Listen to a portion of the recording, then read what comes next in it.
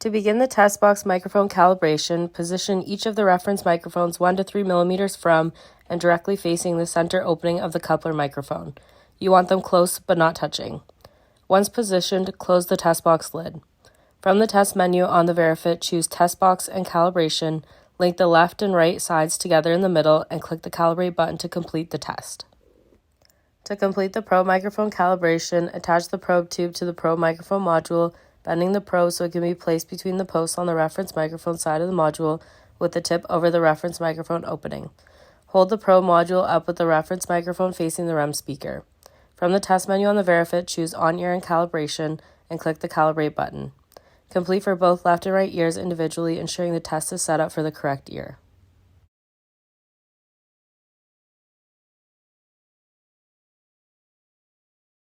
The transducer calibration is completed by using the 0.4 cc coupler and the RECD transducer. From the test menu on the Verefit, select Test Box and WRECD. Click Measure 0.4 cc coupler, then the check mark once the curve stabilizes to complete the test.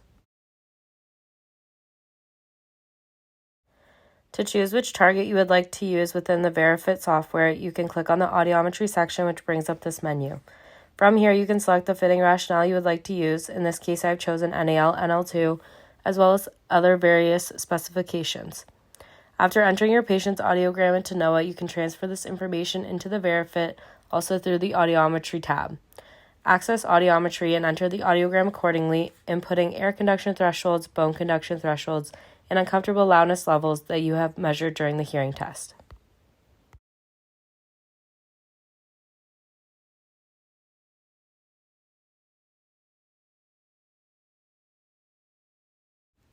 To select which type of hearing aid you are working with, you can access the options at the top right of the Verefit screen.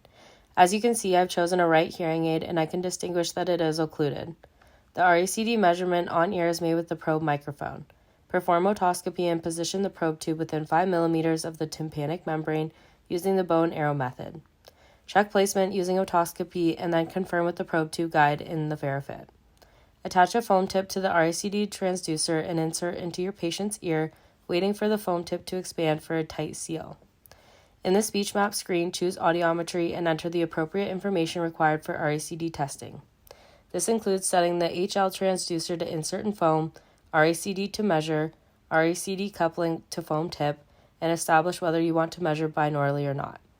Once at the Measure WRECD screen, click Measure Real Ear and then the checkmark once the test line has stabilized. The dotted line along the bottom of the screen represents what is typically seen for normal hearing.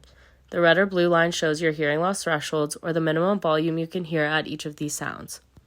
The stars at the top represent the level of sound that is too loud for your comfort and act as a guideline for the hearing aid to not produce sounds over this volume. As you can see, the distance from the normal hearing line to the loudest sounds the hearing aid will be able to produce is quite larger than the distance between your hearing loss and the line representing the loudest output sounds. This means you have a reduced range of sounds that you can hear. The gray shaded area shows where the sound of speech would lay on this graph. My job as a clinician is to move this gray area where speech sounds are into a place above your hearing loss, so above that red or blue line, where you would be able to hear it again once provided amplification.